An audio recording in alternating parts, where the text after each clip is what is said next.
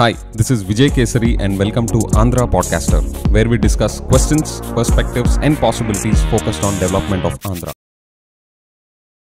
Friends, మన state reputation development వైపు build చేసుకోవాల్సిన టైంలో మనం అందరం కలిసి ఈ పార్టీ ఆ పార్టీ అని కాదు, అందరూ కలిసి మన కళ్ళని మనమే పొడుచుకునే సిచ్యువేషన్ తీసుకొస్తున్నారు.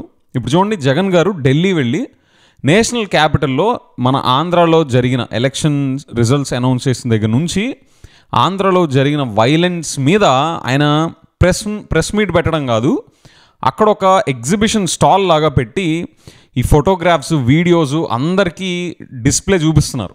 Okay, I'm not judging who's right who's wrong, కానీ ఒక నేషనల్ క్యాపిటల్లో ఒక స్టేట్ ఎక్స్ చీఫ్ మినిస్టర్ వెళ్ళి అక్కడ ఒక స్టాల్ తీసుకొని ఒక ఎగ్జిబిషన్లో అక్కడ పెట్టి మొత్తం డిస్ప్లే చేస్తున్నారంటే ఫ్రెండ్స్, దాని మీనింగ్ ఏంటో తెలుసా? మనం ఏదో స్టేట్ లెవెల్ పొలిటికల్ మసాలా వాళ్ళు తిట్టుకున్నట్టు కాదు. దాని అర్థం ఏంటి అంటే, నేషనల్ మీడియా, నేషనల్ ఇండియా మొత్తాన్ని తెలియడమే కాదు, ఇంటర్నేషనల్ మీడియా ఏజెన్సీస్ అన్నీ కవర్ చేస్తాయి. ఇంటర్నేషనల్గా ఉండే స్టేక్ హోల్డర్స్, బిజినెస్ ఇన్వెస్టర్స్ అవ్వచ్చు, గవర్నమెంట్స్ అవ్వచ్చు, అందరూ కూడా ఒక కంట్రీ క్యాపిటల్ నుంచిలో జరిగే ఇన్సిడెంట్స్, హైలైట్స్ అన్ని నేషనల్ మీడియా కవర్ చేస్తుంటే అవన్నీ ఇంటర్నేషనల్ ఏజెన్సీస్ కూడా మానిటర్ చేస్తూ ఉంటారు.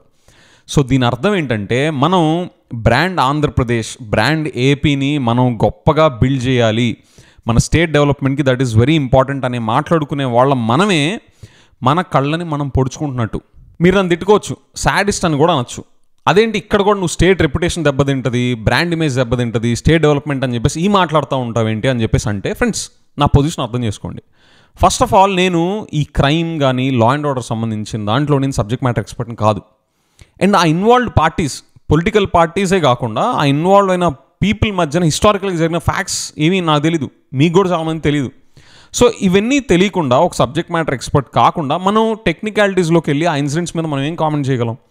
కానీ మనం కామన్ పర్సన్ కింద స్టేట్ డెవలప్మెంట్ పట్ల మనం కన్సర్న్ ఫీల్ అయ్యే పీపుల్లా నేను నా కన్సర్న్ నేను ఎక్స్ప్రెస్ చేస్తున్నాను. ఇప్పుడే కాదు, నేను ఎలక్షన్ రిజల్ట్స్ అనౌన్స్ చేసిన దగ్గర నుంచి మొదలైన వైలెన్స్ మీద అప్పటి నుంచే నేను నా వాయిస్ నేను ఎక్స్ప్రెస్ చేస్తాను ఉన్నా. ఇట్లా ఈరోజు సోషల్ మీడియా జమానాలో ప్రపంచంలో ఎక్కడి నుంచి ఎక్కడైనా ఏం జరుగుతుందని చెప్పేసి తెలుసుకునే సిచ్యువేషన్, ఈ టైం పీరియడ్లో మనం ఇంత బ్రాడ్ డే లైట్లో వైలెన్స్ని ఇలా చేస్తూ ఉంటే without taking legal routes, this will hurt us in the long run అని నేను ఇంకా కోట్ చేస్తాను. నేనేం చెప్పా?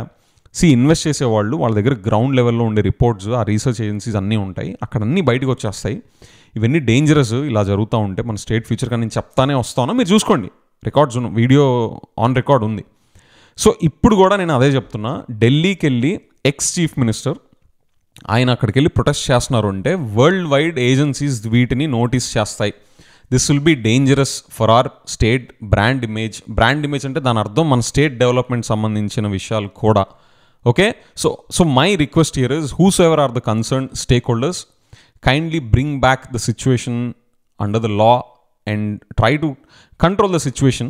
బికాజ్ నౌ ఇది మన స్టేట్ లెవెల్లో జరిగితే ఒకలా ఉంటుంది, స్టేట్ లెవెల్లో కూడా జరగకూడదు. ఇదేదో పెద్ద డిప్లొమాటిక్ స్టేట్మెంట్ అని కాదు, ఏదైనా కానీ లీగల్ రూట్స్ తీసుకోవాలి. కానీ ఇంత అవుట్ రైట్గా, ఇంత బ్రాడ్ డే లైట్లో జరుగుతుంటే this is not all healthy for a యాంగిల్లో చూసుకునేది అసలు మంచిది కానే కాదు, రైట్? ఈవెన్ లోకేష్ గారు కూడా రెడ్ బుక్ అని చెప్పేసి అంత పబ్లిక్గా, నేను ఎలక్షన్ రిజల్ట్ ముందు దాకా నేను ఆ రెడ్ బుక్ ఇదంతా కూడా just to motivate their team or to give some moral support and confidence అన్నట్టు చూసా. బట్ ఎప్పుడైతే అది ప్రాక్టికల్ లెవెల్లోకి వెళ్ళి ఈ టైప్లో అది మేనిఫెస్ట్ అయిందో, that's really scary man. For in a democratic setup. నేను ఎవరిని నేను జడ్జ్ చేయట్లా. టీడీపీ వాళ్ళకి అన్యాయం జరిగి ఉండొచ్చు, వైసీపీ వాళ్ళకి అన్యాయం జరిగి ఉండొచ్చు. But the point is, democratic సెటప్లో యూ ఫైట్ లీగల్. ఎవ్వరు శుద్ధపోసల్లాగా గాంధీ మహాత్ముల్లో ఉండమని నేను చెప్పట్లా. You fight through legal roots.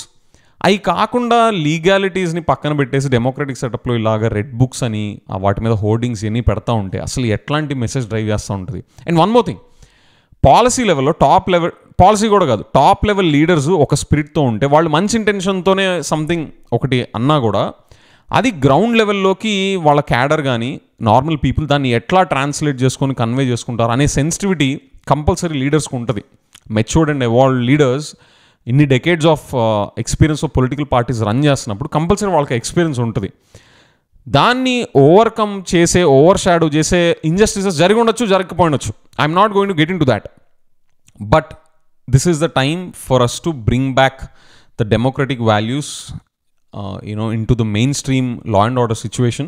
నేను ఇంతకు మించి లీగాలిటీస్లోకి వెళ్ళి చెప్పినా that will be like crop. Okay, and I don't want to talk crop. Okay, so I hope my request reaches to my fellow Andhra citizens as well as people whosoever are concerned related to these subject matters. Thank you.